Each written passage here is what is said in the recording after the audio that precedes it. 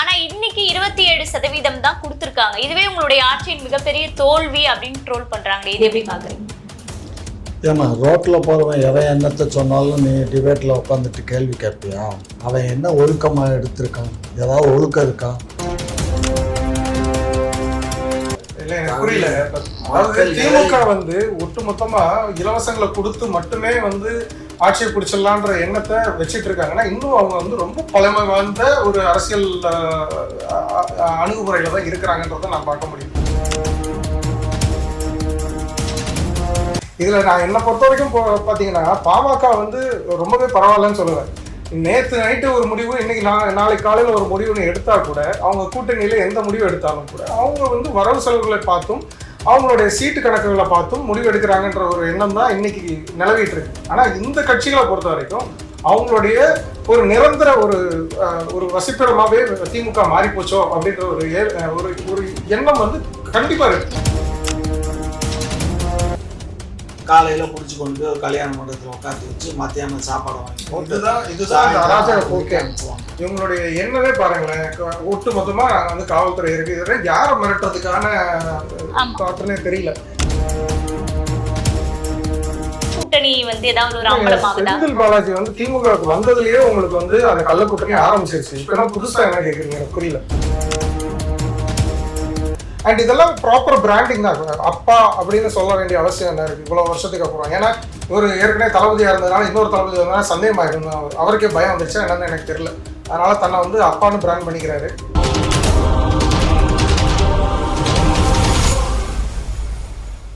குக்கு செய்தி நேயர்களுக்கு வணக்கம். நானுங்கள் மகாலட்சுமி நாச்சியப்பன். இன்னைக்கு நம்மோடு அரசியல் அரங்கத்தில் இணைந்திருப்பவர்கள் திமுகவின் மூத்த முன்னோடி முனைவர் திரு காமாட்சி நாயுடு அவர்கள், அரசியல் விமர்சகர் மூத்த பத்திரிகையாளர் திரு பிரசன்னா அவர்கள். இருவருக்கும் வணக்கம். வணக்கம் சார். கிட்டத்தட்ட ஒரு 2 நாட்களா இந்த ஓட்டர்ஸ் வெளியிட்ட அந்த கருத்து கணிப்பு தான் ஒரு மிகப்பெரிய பேசு பொருளா இருக்கு. அதுவும் சீமானுக்கு எதிராக இந்த கருத்து கணிப்பு வந்திருக்கு. இதை நீங்க எப்படி பாக்குறீங்க?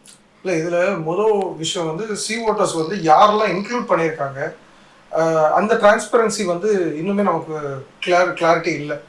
சீமான் அவர்களும் அதை பற்றி சொல்லியிருக்கிறாரு. இவ்வளோ லட்சம் ஓட்டுகள் நான் வாங்கியிருக்கிறேன், அப்படி இருக்கும் பட்சத்தில் என்னை ஏன் ஒரு அங்கமாகவே நீங்கள் சேர்க்கலை அப்படின்றதே கேட்டிருக்காரு. அப்படி இருக்கும்போது நீங்கள் அவரை டோட்டலாகவே நிராகரிச்சிருக்கிறாங்கன்ற மாதிரி தான் இருக்குதே தவிர இது ப்ராப்பராக எதுவும் அண்டர்ஸ்டாண்ட் பண்ணி பண்ணாங்களான்னு கூட இன்னும் சந்தேகமாக தான் இருக்குது. ஏன்னா நாம் தமிழர் மாதிரியான ஒரு கட்சியை ஒட்டுமொத்தமா ஒதுக்குறதுக்கு வாய்ப்பே கிடையாது. அப்படி பண்ணவும் கூடாது. அதனால எனக்கு இது மேலே சந்தேகம் கூட வருது. ஓட்டர்ஸ் ஒருதலை பட்சமா செயல்படுறாங்களான்ற ஒரு சந்தேகம் கூட இதனால எழும்புது. இல்ல, இது களமே காணாத விஜய்க்கு 18% கொடுத்திருக்காங்க. அதுக்கு பல பேருடைய கருத்து என்ன இருக்குன்னா, பணபலத்தை வைத்து சிலர் காய் மூவ் பண்றாங்க அப்படின்ற மாதிரி சொல்றாங்க. இது அந்த மாதிரி இருக்க வாய்ப்பு இல்லை. யாரை கேட்குறீங்கன்றதை பொறுத்தது. நீங்க எத்தனை பேர் அணுகிருக்கீங்க? இன்னும் சொல்லணும்னா முதல் கட்ட நீங்க ஒரு ஆய்வு செஞ்சிருப்பாங்க, அப்புறம் 2ஆம் கட்டமா பண்ணியிருப்பாங்க. எத்தனையோ விதத்துல அதுல ஓட்டிங் இது கொண்டு வந்திருப்பாங்க. இதுல எந்த ஏஜ் குரூப் டு எந்த ஏஜ் குரூப்ல இருந்தவங்க ஓட் போட்டாங்க, அதுல எவ்வளவு பர்சன்டேஜ் ஆஃப் பீப்புள் பண்ணியிருக்காங்க, இதெல்லாம் பொறுத்து தான் இந்த முடிவுக்கு வர முடியும். இன்னும் சொல்லணும்னா நீங்க அதிமுகவுக்கு 10%, பாஜகவுக்கு 9% கொடுத்துருக்குறாங்க.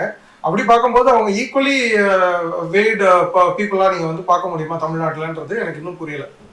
கண்டிப்பா கண்டிப்பா சரி. இப்போ இந்த இதே ஓட்டர்ஸ் நம்ம எடுத்துக்கிட்டோம்னா கூட 2021 டிஎம்கேக்கு 37% கொடுத்திருந்தாங்க, 37.7. ஆனா இன்னைக்கு 27% தான் கொடுத்திருக்காங்க. இதுவே உங்களுடைய ஆட்சியின் மிகப்பெரிய தோல்வி அப்படின்னு ட்ரோல் பண்றாங்க. இது எப்படி பாக்குறீங்க? ஏமா ரோட்டில் போகிறவன் எவன் என்னத்தை சொன்னாலும் நீ டிபேட்டில் உட்காந்துட்டு கேள்வி கேட்பியா? அவன் என்ன ஒழுக்கமாக எடுத்திருக்கான்? ஏதாவது ஒழுக்கம் இருக்கான்? ஒரு 36% தொங்கலில் விட்டுருக்கான்.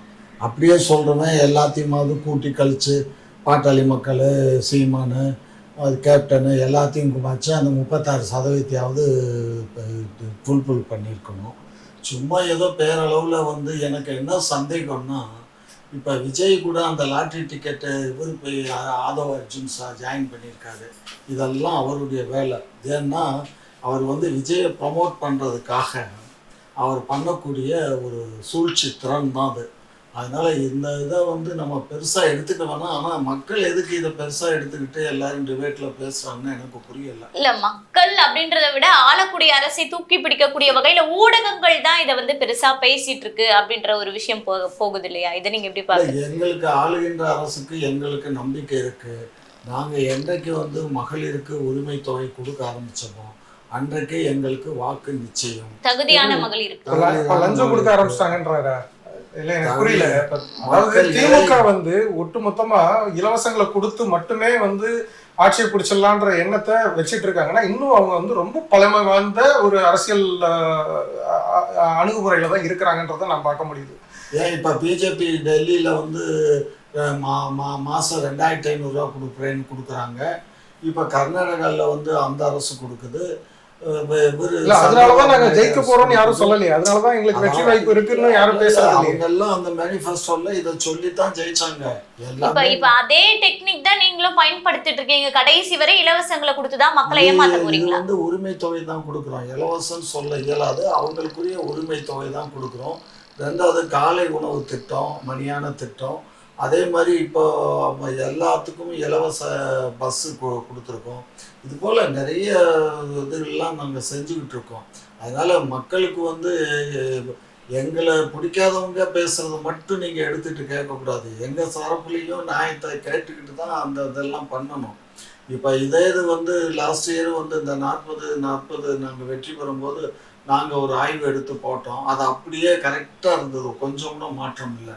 அது மாதிரி எங்க பசங்களே நாங்க இப்ப இல்ல பொதுவா பாராளுமன்ற தேர்தல் அப்படின்றது அது ஒரு வகையா இருக்கும். சட்டமன்ற தேர்தல் அந்த பார்வை வந்து மக்களிடத்துல வேறுபடும் அப்படின்றது நம்ம எல்லாருக்குமே தெரியும் இல்லைங்களா? நீங்க அப்படி இருக்கும்போது எப்படி உறுதியா பேச முடியும்? கண்டிப்பா பாருங்க, கண்டிப்பா 37 இல்ல 40க்கு மேலதான் எங்களுக்கு மக்கள் வாக்களிப்பாங்க. 42% 43% மக்கள் வந்து எங்க கூட்டணிக்கு வாக்கு கிடைக்கும். புரியுதுங்களா? நீங்க திமுக 27ன்னா விடுதலை சிறுத்தைகள் என்ன, அதுக்கப்புறம் கம்யூனிஸ்ட் 2 கம்யூனிஸ்ட் இருக்காங்க, காங்கிரஸ் இருக்கு. இதெல்லாம் யாரு? இதெல்லாம் சேர்த்து 27. என்ன சொல்ல வர்றீங்க?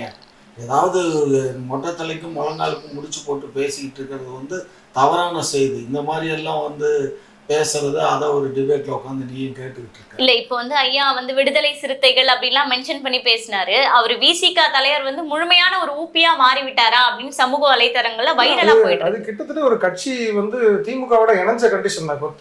இப்போ ஒரு டைமுக்கு அப்புறம் வந்து கட்சியை காப்பாற்ற வேண்டிய கட்டாயம் ஏற்படுது. இப்போ விடுதலை சிறுத்தைகள் கட்சியில வந்து அவருடைய எம்எல்ஏக்களோ இல்ல எம்பியோ வெளியே போயிடுவாங்களோன்ற ஒரு அச்சம் இருக்கும். ஸோ நம்ம ஆளுங்கட்சியோட எவ்வளோக்கு எவ்வளோ பணக்கமாக எவ்வளோ காலம் இருக்கிறோமோ அவ்வளோக்கெவ்வளோ அந்த எம்எல்ஏவை நம்ம ரீட்டைன் பண்ணிக்க முடியும். இல்லைன்னா வெளியில் போயிடுச்சுன்னா கட்சியை காப்பாற்றுறது கஷ்டமாயிடும். இந்த பயம் கூட காரணமாக இருக்கலாம். அதனால கூட அவங்க கூடவே இருக்கிறதுக்கு வாய்ப்புகள் நிறையா இருக்குது. அது இன்னும் சொல்லணும்னா இப்போ காலகட்டத்தை பொறுத்த வரைக்கும் பார்த்தா திமுக அதுக்கு கூட இருக்கிற கூட்டணி கட்சிகளை ஆரம்பத்துல இருந்தே, அதாவது கலைஞர் இருக்கிற காலத்துல இருந்தே இன்னைக்கு வரைக்கும் அவங்க கூடயே தான் வச்சுட்டு இருக்காங்க. யாரையும் வந்து ஒதுக்கியோ வெளியில தள்ளியோ அவங்க செய்ய போறது இல்லை. அது இவங்களாவும் போறதுக்கான ஒரு முன்னெடுப்பு எடுக்கவே இல்லை. கொள்கை ரீதியா ஏதோ ஒரு இடத்துல உங்களுக்கு வந்து ஒரு தவறு நடக்குதுன்னு தெரியும் போதாவது நீங்க வெளியில போகணும். பூர்ண மது ஒழிப்பு வந்து நீங்க கொண்டு வரணும்ன்ற எதிர்பார்ப்பை வந்து விசிகே வச்சுட்டு இருக்கும் போது எப்படி திமுகவோட ஒரு கூட்டணியில இன்னும் தொடர முடியுதுன்ற கேள்வி எனக்குமே இருக்கு. ஸோ இது வந்து எல்லா கட்சிகளையும் சார்ந்து ஒவ்வொரு கட்சியும் நம்ம பேசும்போது எல்லா கட்சிக்குமே இந்த பிரச்சனைகள் வரும். இதுல நான் என்னை பொறுத்த வரைக்கும் பாத்தீங்கன்னா பாமக வந்து ரொம்பவே பரவாயில்லன்னு சொல்லுவேன். நேற்று நைட்டு ஒரு முடிவு, இன்னைக்கு நாளைக்கு காலையில ஒரு முடிவுன்னு எடுத்தா கூட அவங்க கூட்டணியில எந்த முடிவு எடுத்தாலும் கூட அவங்க வந்து வரவு செலவுகளை பார்த்தும் அவங்களுடைய சீட்டு கணக்குகளை பார்த்தும் முடிவு எடுக்கிறாங்கன்ற ஒரு எண்ணம் தான் இன்னைக்கு நிலவிட்டு இருக்கு. ஆனா இந்த கட்சிகளை பொறுத்த வரைக்கும் அவங்களுடைய ஒரு நிரந்தர ஒரு வசிப்பிடமாவே திமுக மாறி போச்சோ அப்படின்ற ஒரு எண்ணம் வந்து கண்டிப்பா இருக்கு. நிச்சயமா நீங்க சொல்றதுக்கு சான்றா நேத்து திருமாவளவன் அவர்கள் ஒரு மேடையில பேசியிருக்காரு. திமுக திராவிடத்தை காக்குதோ இல்லையோ நான் போராடுவேன் அப்படின்னு. அதற்கு நாம் தமிழர் கட்சி சார்பா கேக்குறாங்க, அப்ப பிரபாகரனை சந்தித்தது, தமிழ் தேசியம் பேசியதெல்லாம் நீங்க மறந்துட்டீங்களா அப்படின்ற ஒரு கேள்வி இருக்குல்ல சார், இதை நீங்க எப்படி பாக்கல? கண்டிப்பா சரி, நீங்க விடுதலை சிறுத்தை விடுதலை புலி இந்த ரெண்டுமே வந்து அதுல இருந்து மறுபடி இங்கதான் வந்திருக்கிறேன் அப்படின்ற ஒரு கொள்கை பிடிப்பை வந்து காரணம் காமிச்சுதான் வந்து விசிகே ஆரம்பிக்கப்படுது. அதுக்கப்புறம் தொடர்ச்சியா அவங்களுடைய நகர்வுகள் அவங்களுடைய எம்எல்ஏக்களை கொண்டு வர்றதுக்காகவும் அவங்களுக்கு தேவையான ஒரு கட்சியை நடத்தணும் அப்படின்னா அந்த கட்சிக்கு தேவையான ஃபண்ட்ஸை உள்ள கொண்டு வரணும். அதுக்கு ஏதாவது ஒரு கொள்கை காரணமாவது ஏதாவது ஒரு வகையில இருந்து அமௌண்ட் உள்ள வரணும். இது மாதிரி எந்த ஒரு கண்டிஷனுமே ஏற்படுத்த முடியாத பட்சத்துல இவங்க வந்து ஏதாவது ஒரு ஆளுங்கட்சியோட சப்போர்ட்ல போய் உட்காந்தா மட்டும்தானே முடியும். ஸோ அதனால இவங்க ஸ்ட்ராங்கா அங்கே போய் உட்காந்துட்டாங்கன்னு தான் நான் பாக்குறேன். இப்போ வந்து சீமான் அவர்களை பார்த்து திமுக பயப்படுகிறதா அப்படின்ற ஒரு கேள்வியை நாம் தமிழர் சார்பா வைக்கிறாங்க. ஏன்னா திரௌபதி அம்மன் அந்த கோவில் சம்பந்தப்பட்ட போராட்டம் வந்து நாம் தமிழர் கட்சி கையில எடுத்திருக்காங்க. உடனே சேகர் பாபு நாங்க ஒரு வாரத்துல கோயிலை திறந்துருவோம் அப்படின்னு. அப்போ ஒரு வருஷமா என்ன பண்ணிட்டு இருந்தீங்கன்னு ஒரு கேள்வி இருக்குல்ல, இதுக்கு நீங்க என்ன பதில் சொல்ல போறீங்க? ஏமா அந்த கோயிலுடைய பிரச்சனை வந்து நீதிமன்றத்தில் போய் உட்காந்துருக்கு. அது ஒரு சாரார் வந்து இது எங்கள் தனியார் கோவில், அதனால் நாங்கள் எங்கள் மற்றவங்கள நாங்கள் அனுமதிக்க முடியாதுன்னு அவங்க சொல்கிறாங்க. ஆனால் காலங்காலமாக அப்படி தான் இருந்திருக்கு. இப்போ இடையில தான் இவங்க வந்து அவங்க பாட்டுக்கு வந்து சாமி கும்பிட்டு போகிறதுனா எந்த பிரச்சனையும் இல்லை. அவங்க கிளைம் பண்ண போய் தான் இந்த பிரச்சனை எல்லாம் வந்துச்சு. அதனால தான் கடந்த ஒரு ஆண்டுக்கு முன்னாடி வந்து அந்த கோயிலை வந்து பொன்முடியெல்லாம் போய் இன்ஸ்பெக்டர் பார்த்தாரு. பார்த்துட்டு இது ஒரு பெரிய ஒரு கம்யூனல் கிளாஸு, ஒரு பட்டியலின மக்களுக்கும் வன்னிய இன மக்களுக்கும் ஒரு கம்யூனல் கிளாஸ் வரக்கூடாதுங்கிறதுக்காக சரி தற்காலிகமாக கோயிலை மூடிட்டு கோர்ட்டில் போயிட்டு நீங்கள் யார் வேணாலும் போய் ஆர்டர் வாங்கிட்டு வாங்கன்னு சொல்லிட்டோம். இப்போ ஏற்கனவே கோர்ட்டில் கேஸ் பெண்டிங்கில் இருக்குது. இந்த சூழ்நிலையில் இவர் ஆர்ப்பாட்டம் பண்ணுவேன், அதை பண்ணுவேன், இதை பண்ணுவேங்கிறதெல்லாம் அதெல்லாம் அள்ளி விடுறது. இவர் ஆர்ப்பாட்டம் பண்ணால் அதை என்ன ஆகும், காவல்துறை அதனுடைய கடமையை செய்யும். காலையில் பிடிச்சி கொண்டு போய் ஒரு கல்யாண மண்டபத்தில் உட்காந்து வச்சு மத்தியானம் சாப்பாடை வாங்கி போட்டு இதுதான் அராஜக போக்கே அனுப்புவாங்க. இவங்களுடைய எண்ணமே பாருங்களேன், ஒட்டு மொத்தமாக நாங்கள் வந்து காவல்துறை இருக்கு, இதெல்லாம் யாரை மிரட்டுறதுக்கான தாட்டுன்னே தெரியல. சரி, ஒரு வருஷமா இது வந்து பிரச்சனைக்குள்ள ஆகிட்டு இருக்கு அப்படின்றப்போ இன்னைக்கு நான் வந்து ஓப்பன் பண்றேன், அது யதார்த்தமா நடந்த ஒரு விஷயம்னு சொன்னா கூட முடிஞ்சு போயிடும். இதுதான் இங்க ப்ராப்ளமே. இவங்களுடைய ஆட்டிடியூடே வந்து எப்படி இருக்குன்னா, திமுகவோட ஒட்டுமொத்த திமுகவுடைய ஆட்டிடியூடுமே கிட்டத்தட்ட அப்படிதான் மாறிக்கிட்டு இருக்கு. நீ ஏதாவது ஒரு கருத்து சொன்னா அந்த கருத்துக்கு நான் வந்து ஒன்று அது எதிர்கருத்தாவோ இல்லை அதை ஆமோதிச்சோ எதுவும் பேசுறதுக்கு இல்லை. எனக்கு வந்து ஒட்டுமொத்தமாக நீ ஏன் என்னை வந்து எதிர்த்து பேசுற அந்த ஒரு ஆட்டிடியூட்ல தான் அவங்க அணுகுறாங்களே தவிர அடக்குமுறை தான். இது வந்து நீங்க இவர்டன் அதாவது எல்லாருமே மேல் மட்டத்துல இருந்து கீழ்மட்டம் வரைக்கும் அப்படித்தான் அது கட்டமைக்கப்பட்டிருக்கு. இப்போ வந்து பாத்தீங்கன்னா கோடை காலம் ரொம்ப வெயில் தாக்கம் அதிகமா இருக்குல்ல, அதுக்கு மா சுப்பிரமணியம் அவர்கள் என்ன சொல்லியிருக்காங்கன்னா, மது குடிக்காதீங்க, ஏன்னா இப்போ மெடிக்கல் ஷாப் கூட தான் திறந்துருக்கு, அதுக்குன்னு விஷத்தை வாங்கி குடிச்சிடுவீங்களா, அதே மாதிரிதான் ஒயின் ஷாப் ஓபன் பண்ணியிருக்கோம், ஆனா மது குடிக்காதீங்க அப்படின்னு ஒரு அமைச்சர் வந்து பேசுறது சரியா சார்? அது ஒன்றும் தப்பு கிடையாது. அவர் சொல்ற விதம் அப்படி இருக்கலாமே தவிர சொன்ன கருத்து நல்ல கருத்துன்றதுனால ஓகே தான். மது வாங்கி குடிக்காதீங்க, விஷம் அதாவது மருந்து கடை இருக்குன்றதுக்காக விஷம் வாங்கி குடிக்காதீங்கன்றதும் சரி, மது கடைகள் திறந்துருக்குன்றதுக்காக மது குடிக்காதீங்கன்னு சொல்றதும் சரி, இது வந்து ஒரு காஷனரி வார்னிங்க. இது வந்து நீங்க எப்படி வந்து ஒரு சிகரெட் அட்டையில வந்து இதை குடித்தால் உயிரை கொள்ளும்னு சொல்லிட்டு விற்கிறோமோ அதே மாதிரி அவரும் சொல்றாரு. அவ்வளவுதான், இதுல ஒன்றும் தப்பு தெரியல. ஆனா இதை திறந்து வைக்க வேண்டிய அவசியம் என்ன இருக்கு? ஏன்னா நீங்க வந்து ஏற்கனவே மேனிஃபெஸ்டோல ரொம்ப ஸ்ட்ராங்கா இதை வந்து நீங்க சொல்லிட்டீங்க, நான் வந்து இவ்வளவு படிப்படியா நாங்க குறைச்சிருவோம், ஒண்ணும் இல்லாம கொண்டு போயிடுவோம் அப்படின்னு சொல்றீங்க. நாம் தமிழர் கட்சியும் வந்து தொடர்ந்து வந்து ஏதாவது ஒரு காரணத்துக்காவது மூடுவீங்கன்னு பார்த்துதான் வந்து அவங்க வந்து புனித வெள்ளிக்கு மூடுங்கன்னு கேட்குறாங்க, ரமலானுக்கு மூடுங்கன்னு கேட்குறாங்க, ஏதோ ஒரு காரணத்துக்காவது மூடுங்க அப்படின்னு கேட்குறாங்க. அப்படி மூடும் போது கூட அந்த கவர்மெண்ட் ஹாலிடேஸ்க்கு மூட என்ன ஆகும்னா அது இன்னும் கொஞ்சம் குறையும். நீங்க வந்து எல்லாருக்கும் வேலை வாய்ப்பு தான் பிரச்சனைன்னு பேசுறீங்க. வேலை வாய்ப்பு இங்க பிரச்சனைனா பல இடங்கள்ல வேலை வாய்ப்பு பிரச்சனையா இருக்கு, எல்லா துறைகள்லயுமே இருக்கு. அப்ப இதுல வந்து என்ன பிரச்சனை புதுசா வந்துட போகுது?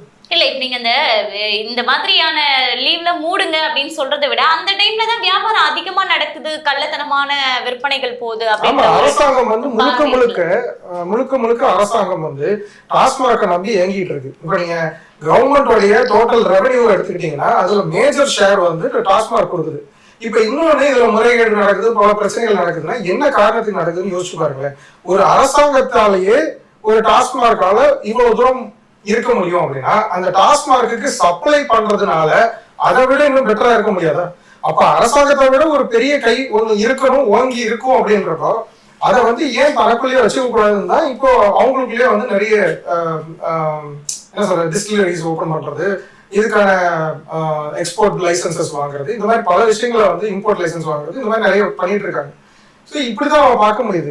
இது ஒரு பொருளாதார நோக்கில் மட்டுமே தான் போயிட்டு இருக்கே தவிர மக்களுடைய வெல்பீயிங்காக இருக்கிற மாதிரி தெரியல. இன்னும் ஒண்ணு, இப்போ செந்தில் பாலாஜி அவர்கள் கடந்த சில வாரங்களுக்கு முன்னாடி டெல்லி போயிட்டு வந்த பிறகு பிஜேபி கூட இந்த சாராய ஊழல் பத்தின அந்த விஷயத்தை அப்படியே கப்சிப்னு மூடிட்டாங்க இல்லையா? இதுலயே வந்து இவங்களுடைய கள்ள கூட்டணி வந்து ஏதாவது ஒரு அம்பலமாகுதா? செந்தில் பாலாஜி வந்து திமுகவுக்கு வந்ததுலயே உங்களுக்கு வந்து அந்த கள்ள கூட்டணி ஆரம்பிச்சிருச்சு. இப்ப என்ன புதுசா என்ன கேக்குறீங்க? எனக்கு புரியல. இல்ல, அந்த டெல்லிக்கு போயிட்டு வந்தோடனே அண்ணாமலை தாத்தும் குதிச்சாரு இல்ல?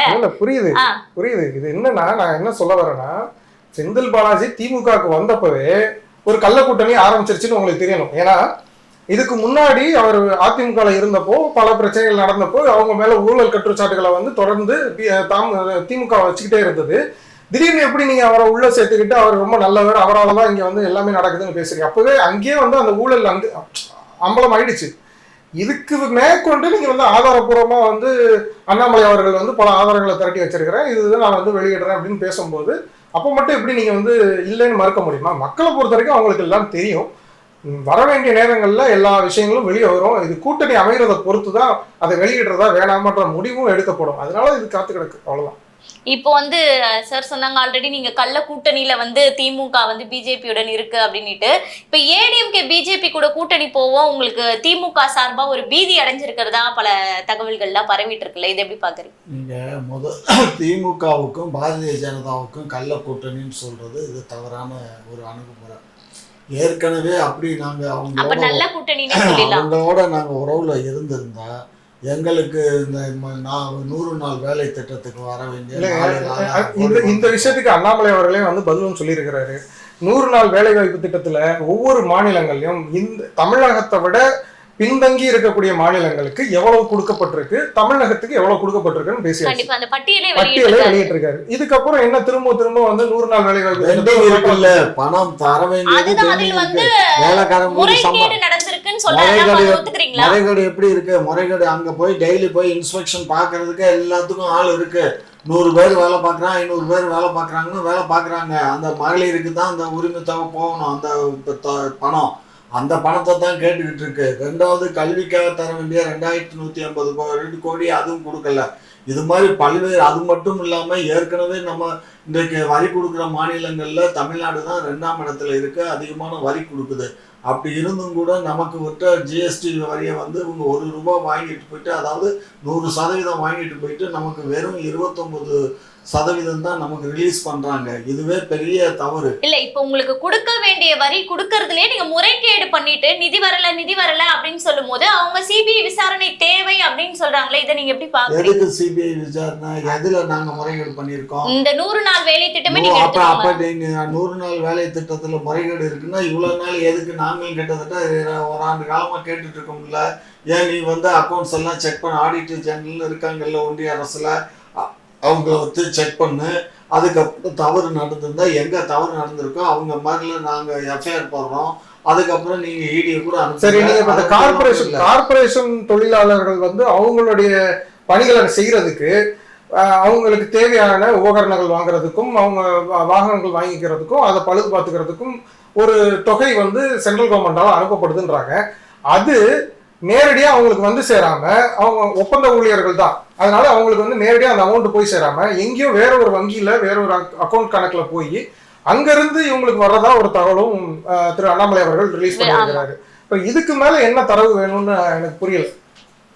அதாவது யாரு பேர்ல ஒவ்வொரு தனிப்பட்ட மனிதன் பேர்ல இல்ல, அவங்க ஒரு அசோசியேஷன் வச்சு அந்த அசோசியேஷன் மூலியமா கிடையாது. அது வந்து அந்த அசோசியேஷனுக்கு தான் அந்த பணம் போகுது. அந்த அசோசியேஷன் மூலியமா தான் கவர்மெண்டுடைய ரெக்கமெண்டேஷன்ஸ்ல தான் அந்த மெட்டீரியல்லாம் பர்ச்சேஸ் பண்றாங்க. அந்தந்த காவேஞ்சர்ஸுக்கு அதை கொடுத்து அந்த வேலை நடக்குது.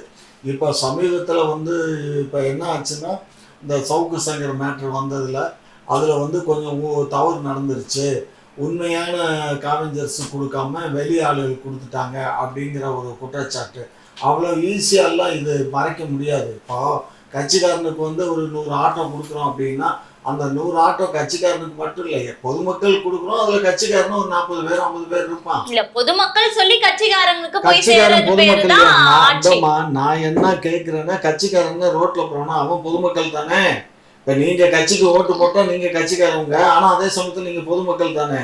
எல்லாம் அப்படி அந்த கண்ணோட்டத்துல தான் பார்க்கணுமே தவிர எல்லாம் கட்சிக்காரன் அப்ப எல்லாமே ஊபிஸ்க்கு தான் போய் சேரணும்ன்றீங்களா? அப்படி சொல்லல, அவங்களும் இந்த நாட்டுடைய மக்கள் தான். இல்ல, அண்ணாமலை அவர்கள் 39,330 கோடி நாங்க வந்து ஒதுக்கி இருக்கோம், மத்திய அரசு சார்பா 100 நாள் திட்டத்துக்கு நாங்க ஒதுக்கி இருக்கோம் அப்படின்றது முதற்கொண்டு தெளிவா கொடுத்திருக்காங்களா இல்லையா?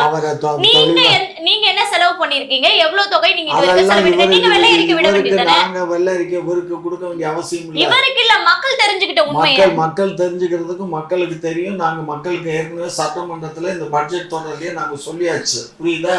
பட்ஜெட் தொடர்ல இங்க பொறுமையா கேட்டிருக்கணும். அந்த பட்ஜெட் தொடர் இப்ப புக்கா வரும், அதை வாங்கி படிச்சு பாருங்க. பட்ஜெட் தொடர் அந்த புக்காக இருப்பது மட்டுமே தான் இருக்கே தவிர திமுக ஆட்சியில எதுவும் செயல்படுத்தப்படவில்லை அப்படின்றதா மக்களுடைய ஆதங்கமா இருக்கு. மக்களுடைய ஆதங்கம் பட்ஜெட்னு பேசுறாங்க. இன்னும் இருக்கக்கூடிய இந்த ஓராண்டு காலத்துல இவ்வளவு பட்ஜெட் ஒதுக்கிட்டு என்ன பண்றாங்க? பட்ஜெட் ஒரு பக்கங்க. இப்போ எனக்கு என்னன்னா, ஒவ்வொரு பட்ஜெட் போடும் போதும் அதுக்கு பின்னாடி இருக்கிற திட்டங்கள் என்ன அப்படின்றதும் சேர்ந்து வெளியாகணும். இப்போ நான் வந்து இவ்வளவு இலவசங்கள் கொடுக்குறேன் அப்படின்னு சொல்றதா இருக்கட்டும், இல்லை இவ்வளவு கல்விக்காக இவ்வளவு செலவு பண்ண போறோம்னு சொல்றதா இருக்கட்டும், இப்படி பல திட்டங்கள் இருக்குன்னா இந்த திட்டங்கள்ல முழுமையா என்னென்ன செயல்பாடுகள் இருக்க போகுது அது எல்லாத்தையும் சேர்த்து வந்து அவங்க வந்து வெளிப்படுத்தினாங்கன்னா மட்டும்தான் அது வந்து உண்மையா வந்து ஓப்பன் கண்டிஷன்ஸ்ல இருக்குன்னு அர்த்தம். இல்லைன்னா என்ன ஆயிடுதுன்னா, இப்போ இன்னும் உதாரணத்துக்கு சொல்றேன், லைப்ரரி எடுத்துக்கோங்களேன். தமிழ்நாடு முழுக்க அவ்வளவு லைப்ரரி இருக்குது, கிராமங்களையும் லைப்ரரி இருக்கு. இப்போ லைப்ரரியோட சைஸ் வந்து எவ்வளவு பெருசு இருக்கு அப்படின்றத நம்ம தெரிஞ்சுக்கணும். ஒரு வருஷத்துக்கு ஒரு 50,000 புக்ஸ் வந்து கொண்டு போய் உள்ள வைக்கணும்னா எப்படி வைக்க முடியும்? அவ்வளவு புக்ஸை வந்து கவர்மெண்ட் ரெக்கமெண்ட் பண்ணுது, இவ்வளவு கொண்டு போய் வைங்கன்னு சொல்றாங்க. இவ்வளவு புக்ஸை வைக்க இடம் இல்லை, ஸ்டோரேஜ் பண்ணா கம்ஃபர்ட் இல்லை, அதை திருப்பி எடுத்துட்டு போய் வெளியில போடலாம்னா அதுக்கு ஒரு பெரிய ப்ரொசீஜர் வச்சிருக்காங்க. இப்படி நிறைய இருக்கு. இதுக்கு நடுவில் ஒவ்வொரு லைப்ரரிக்கும் ஃபர்னிச்சர் வந்து கொடுக்குறாங்க. இப்போ ஒரு நாற்காலி திட்டம் மாதிரி போட்டு இதுக்கு இவ்வளவு கோடி செலவாயிருக்குன்னு போட்டு போடுறாங்க. புக்கு வைக்கவே இடம் இல்லைன்னா இவ்வளவு நாற்காலிகளை கொண்டு போய் எங்க போடுறது? அப்போ இங்க என்ன ஆயிடுதுன்னா, இவ்வளவு நாற்காலிகள் கொடுக்கணும்ன்றது ஒரு விதி ஆயிடுது. அதை 200 ரூபாய்க்கு நான் வாங்குறேன், 300 ரூபாய்க்கு நான் விற்கிறேன்னா கூட பரவாயில்ல. இங்க வந்து என்ன ஆயிடுதுன்னா, இதை வந்து வாங்குறதும் விற்கிறதுமே ஒரு கொள்ளையாவே போயிட்டு இருக்கு. அதனாலதான் திமுகவுடைய கல்லா கட்டுதுன்னு எனக்கு என்னமோ தோணுது. இப்போ நீங்க வந்து இந்த லைப்ரரி விஷயத்துல கூட இவ்வளோ நடக்கிறத சொல்லிட்டீங்க. துரைமுருகன் அவர்கள் இவ்வளோ பிரச்சனைகள் இருக்கும் போது ரொம்ப அசால்ட்டா பேசுறாரு. சிறு கல் கூட அண்டை மாநிலங்களுக்கு வந்து தமிழகத்துல இருந்து கனிம வளங்கள் திருடப்படாது, கண்டிப்பா கொடுக்க மாட்டாங்க, திருடுற மாதிரி எல்லாம் கொடுக்க மாட்டாங்க, இவங்களே கொண்டு போய் கொடுத்துருவாங்க. ஏன்னா திருடுனா அது வந்து நமக்கு சும்மா புரோக்கர்ஸா வந்து திமுக காரங்களே செயல்பட்டுருவாங்க அப்படின்றது. புரோக்கர்ஸா, அதாவது எல்லாமே வந்து வித் லைசன்ஸ் சொல்றதான் பண்ணுவாங்க. லைசன்ஸ் இல்லாம யாரும் கோரியில இருந்தோ மணல் எல்லாம் எடுத்து. இதே இயற்கை வளங்கள் துறை மூலமா வெளியிட்டுள்ள அறிக்கையை பத்தி நான் உங்களுக்கு சொல்லட்டுமா? முறைகேடா 160 குவாரிகள் வந்து இருக்கு. அதுல அனுமதிக்கப்பட்ட அளவை விட அதிகமா கனிம வளங்களுக்கு வந்து வெட்டி எடுக்கப்படுது. அது மட்டும் இல்லாம 55 குவாரிகளுக்கு வந்து இந்த முறைகேடு செஞ்சதால 68 கோடி அபராதம் விதிச்சிருக்காங்க. அப்ப இதெல்லாம் யார் ஆட்சியில நடக்குது? அபராதம் விதிச்சு அவங்கள பூரா கேன்சல் பண்ணியாச்சு. இல்ல, அவன் லைசன்ஸை கேன்சல் பண்ணி இன்னைக்கும் ஒரு லாரி போக வேண்டிய இடத்துல 4 லாரி நிக்குது. அதை வந்து நீங்க தவிர்க்கவே முடியாது. நான் வந்து ஒன்றும் புதுசாலாம் சொல்லலை. அதை நீங்க உங்க ஊடகத்தின் வழியா கூட நீங்க ஒரு வீடியோ ரெக்கார்ட் பண்ணி பாருங்க. என்னைக்கு வேணாலும் உங்க ரேண்டமா நீங்க ஒரு செக்அப் போய் பாருங்க, கண்டிப்பா உங்களுக்கே தெரியும். எவ்வளவு குறிப்பிட்ட அளவு எவ்வளவோ அதை விட அதிகமாக தான் எடுத்துக்கிட்டு இருக்காங்க. இன்னைக்கும் அது நடந்துகிட்டு தான் இருக்கு. இப்போ இந்த ஜகபர் அலி, ஜாகிர் ஹுசேன் இவர்களுடைய உயிர்கள்லாம் பறி போயிருக்கு இந்த கனிம வளங்கள் சம்பந்தப்பட்ட விஷயத்துல. அப்படி இருக்கையில இவங்க எப்படி இவ்வளவு தைரியமா ஒரு அமைச்சர் உட்காந்து ஒரு கல் கூட திருட முடியாது அப்படின்னு பேசுறாரு? மக்கள் முட்டாள்களா? இல்லைங்க, அதுதானே சொல்லி ஆகணும். நீங்க ஒண்ணு இது அரசியலா பாருங்க, இல்ல இப்போ ஒரு நாம் தமிழர் சொல்றாங்க இல்லையா, அவங்க வந்து எப்படின்னா இது ஒரு கொள்கை ரீதியான கூட்டம், இது வந்து இயக்கத்துக்காக செயல்பாடு அப்படிலாம் பேசுறாரு. அது வந்து அது ஒரு விதமான அரசியல். இங்க எந்த ஒரு கொள்கையும் இல்லை, எந்த ஒரு கோட்பாடுகளும் இல்லை. ஏன்னா இன்னைக்கு எல்லாமே வந்து எக்ஸாஸ்ட் ஆயிடுச்சு. அப்ப இவங்களுக்கு என்னென்ன தேவை இருக்குன்னா, ஒரு பிரச்சனை இருக்கணும், அந்த பிரச்சனையை சார்ட் அவுட் பண்ணி அதுக்கு மேல வரணும். அப்பதான் வந்து இவங்களுடைய பிரசன்ஸ் வந்து தெரிய வரும். அப்படிதான் வந்து இவங்க வந்து மக்களை வந்து மெயின்டைன் பண்ணிட்டு இருக்காங்க. மற்றபடி இங்க என்ன நடக்குது நீங்க பொலிட்டிக்கலாவே நீங்க யோசிச்சு பாருங்களேன். இது ஒரு பிசினஸா மட்டும்தானே பார்க்கப்படுது, வேற என்னவா இருக்கு? இல்ல, ஏதாவது ஒரு துறையில அந்த பிசினஸ் அப்படின்னு நீங்க சொல்றது மாதிரி எல்லா துறைகள்லயும் பிசினஸாவே பார்த்தா மக்கள் நிலைமை. இப்ப நெப்போட்டிசம் ஏன் இவ்வளவு தூரம் வந்து எல்லாரும் வெறுத்து பேசணும்? இப்ப கலைஞர் அவர்களுக்கு அப்புறம் திரு ஸ்டாலின் அவர்கள், ஸ்டாலினுக்கு அப்புறம் உதயநிதி அவர்கள், இல்லை கனிமொழி அவர்கள், இவங்க எல்லாரும் வந்து எப்படி உள்ள வர்றாங்க அப்படின்னா, இவங்க வர்றதுல எல்லாம் தப்பே கிடையாது. இவங்க வந்து உண்மையிலேயே அதற்கான தகுதி உள்ளவர்களாக இருக்கும் பட்சத்துல இவங்களை விட வேற யாரும் வரக்கூடாதுதான். அதுல எல்லாம் ஒன்றும் சந்தேகமே வேண்டாம். ஆனா இவங்க எல்லாம் ஏன் வந்தாங்கன்ற இந்த கேள்வி வந்து ஏன் வருது அப்படின்னா, இவங்க எல்லாரும் அதுக்கு தகுதியாக்கிக்கிட்டாங்களா அப்படின்னா கிடையாது. ஒரு காலத்துல கொள்கைக்காக ஒருத்தருக்கு அப்புறம் ஒருத்தர் அந்த கொள்கையை யார் தூக்கி பிடிச்சாங்களோ அவங்க வந்துட்டு இருந்தாங்க. இன்னைக்கு கொள்கை ரீதியாவா பேசிட்டு இருக்கோம் நம்ம. எல்லாமே வந்து ஒரு எம்பத்தி சிம்பத்தி அதனால வந்துடும். கலைஞருடைய மறைவுக்கு அப்புறம் ஸ்டாலின் அவர்கள் வந்தா நல்லா இருக்கும், இதெல்லாம் வந்து ஒரு சிம்பத்தியில வருது. ஆனா வரும்போதே வந்து ஒரு சேஃப்டிக்கு தன்னுடைய மானியம் கூட்டு உட்கார, அப்ப இங்க பிசினஸ் ஒண்ணு நடக்குதுன்றது வந்து கிளியரா தெரியுது இல்ல. ஏதோ ஒரு பயம் இருக்குல்ல. அப்போ பயம் இல்லைன்னா நீங்க முதல்ல ஏன் உங்க கட்சியை வந்து நீங்க வந்து சரி பண்ணிட்டு தானே நீங்க ஆட்சிக்குள்ள வந்திருக்கோம்.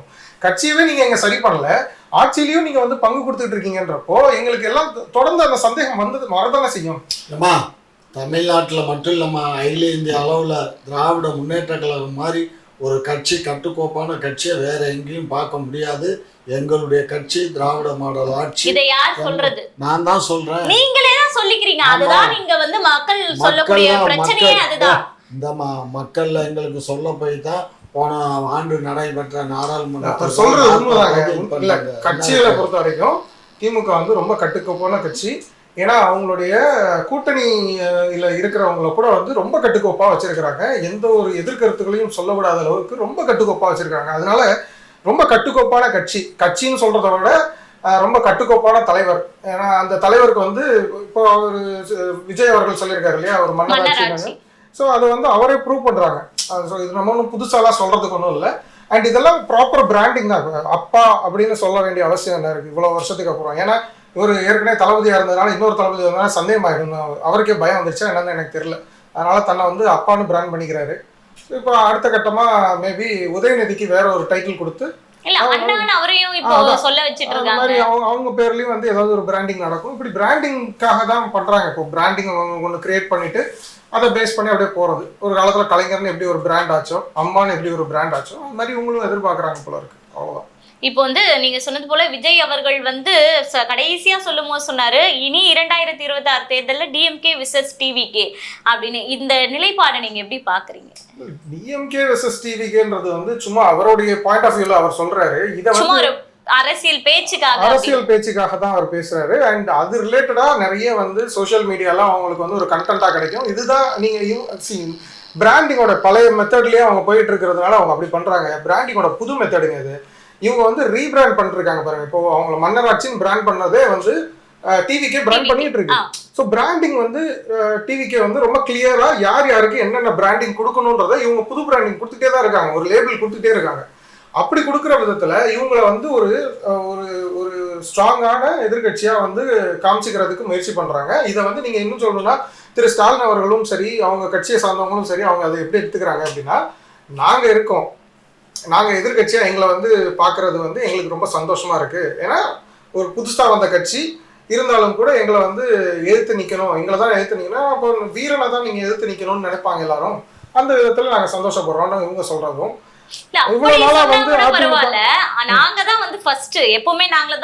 இருக்க போறோம், எதிர்கட்சிக்கு தான் இனிமேல் போட்டி நடக்க போகுது அப்படின்னு பேசுறது எப்படி பட்டா போட்டு கொடுத்துட்டாங்களா மக்கள் இவங்களுக்கு 2026 தேர்தல்? அது அவங்களுடைய ஒரு நம்பிக்கை தான். அதுல எல்லாம் குறை சொல்றதுக்கு எல்லாம் ஒண்ணும் இல்லை. எல்லா கட்சிக்காரங்களுமே தன்னுடைய தன்னம்பிக்கையை வச்சுதான் இறங்குறாங்க. அதுல எல்லாம் ஒன்றும் சந்தேகமே கிடையாது. விஜய் அவர்களை பொறுத்த வரைக்கும் அவர் வந்து இது ஓவர் கான்ஃபிடன்ஸ் தான் ஆக்சுவலா. ஆனா அந்த ஓவர் கான்ஃபிடன்ஸை ரொம்ப சட்டிலா வந்து ஹேண்டில் பண்ணிட்டாரு. எப்படின்னா இதை வந்து ஒரு பப்ளிக்ல ப்ரெஸ் மீட்டிங்ல பேசலை. அவருடைய கட்சி மீட்டிங்ல, ஜெனரல் பாடி மீட்டிங்ல அவர் பேசுறாரு. அது வந்து அவங்களுடைய மக்கள் எழுச்சிக்காக, அவங்களுடைய அவரை சார்ந்தவங்களுடைய எழுச்சிக்காக பேசுறது தான்.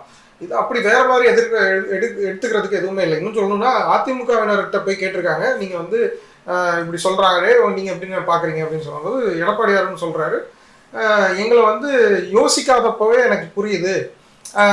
நாங்கள் வந்து எந்த விதத்துலையும் ஒரு நெகட்டிவான ஆஸ்பெக்ட் கிடையாது. நாங்கள் வந்து எந்த ஒரு பாதகமான ஒரு ஆட்சியை நாங்கள் இது வரைக்கும் கொடுத்துடல அப்படின்றத வந்து விஜய் அவர்களுக்கு புரியுது. அதனால எங்களை வந்து ஒரு கேண்டிடேட்டாக யோசிக்கலை. ஆனால் அவர் யோசித்த விதம் வந்து எப்படி இருக்குன்னா, நாங்கள் எதிர்க்கணும்னு முடிவு பண்ணிட்டார்ல, திமுகவை எதிர்க்கணும்னு முடிவு பண்ணிட்டார்ல, அதுக்கு நாங்கள் எல்லாம் சப்போர்ட் பண்ணுறோன்ற ஐடியாவில் தான் பேசுகிறாங்க. ஸோ இது வந்து எல்லா கிட்டயுமே இருக்கு. இப்போ சீமானவர்களும் அதுதான் ஆதரவு சொல்றாரு. தெரிவிச்சிருக்காரு. சீமானவர்களும் ஆதரவு தெரிவிக்கிறாரு. இப்போ இதெல்லாம் வந்து எப்படின்னா விஜய் அவர்களுடைய ஓட் பேங்க் ஒன்று இருக்குன்றது கிளியர் கட்டா எல்லாருக்குமே தெரியும். திமுகவுக்கும் தெரியும், அதிமுகவுக்கும் தெரியும், நாம் தமிழருக்கும் தெரியும். அப்போ இவங்க வந்து யாரோடைய கூட்டணியாவது அவங்களோட புல் பண்ணிக்கணும் அப்படின்ற ஐடியால மேபி இறங்கி வரலாம். ஏன்னா இவ்வளவு நாள் தம்பின்னு பேசவே இல்லை நாம் தமிழர் சீமானவர்கள். நாம் தமிழர் வந்து 12.8% வாக்குகள் வாங்கி அவர் ப்ரூவ் பண்ணியிருக்காரு. இவர் எத்தனை சதவீதம் வாக்கு வாங்கியிருக்காரு? ஒன்று முன்ன காங்கிரஸுக்கு முன்னாடியே நான் தான் பிரதான எதிர்கட்சி அது இது நல்லா பேசுறதெல்லாம் வாய் வீணான பேச்சு, வாய் சொல்லில் வீரர் அவரு. இல்ல இப்ப சீமான் அவர்கள் வந்து பிரபலம் கிடையாது, விஜய் அவர்கள் ஒரு பிரபலம், அப்படி சொல்லாத. மக்களுக்கு ஒரு பிடித்த நபர் அப்படின்ற அளவுக்கு வரலாம்ல. தமிழ்நாடை பொறுத்த மட்டும் சீமானுக்கு இவர்கிட்ட பொருளாதார வசதி அதிகமா இருக்கு. யார்கிட்ட? விஜய்கிட்ட பொருளாதார வசதி இருக்கு. அமெரிக்கால இருந்து நிறைய பேர் அவருக்கு சப்போர்ட்டிவா இருக்காங்க. அதே மாதிரி இங்கேயும் நிறைய ஆந்திரால இருந்து நிறைய சப்போர்ட் வருது. அதனால அவருக்கு வந்து பணம் ஒரு கிரைட்டீரியா இல்லை. ஆனால் சீமான் அவர்களுக்கு அப்படி இல்லை. அவருக்கு பொருளாதாரம் கிடையாது. அவங்க அந்த காலத்தில் கம்யூனிஸ்ட் துண்டை இருந்து அப்படி இப்படி குலுக்கி காசு கேட்குற மாதிரி இவர் ஒவ்வொரு இடத்துலையா பிச்சை எடுத்து தான் கட்சி நடத்திக்கிட்டு இருக்காரு. இத்தனை வருஷம் நடத்திட்டாரு. அப்படி இருந்தும் அவருக்கு இருக்கிற தைரியம் வந்து வேற எந்த கட்சிக்கும் கிடையாது. இன்னும் இப்பயும் தனிச்சு போட்டியிடுறதுக்கு தயாரா இருக்கிறாரு.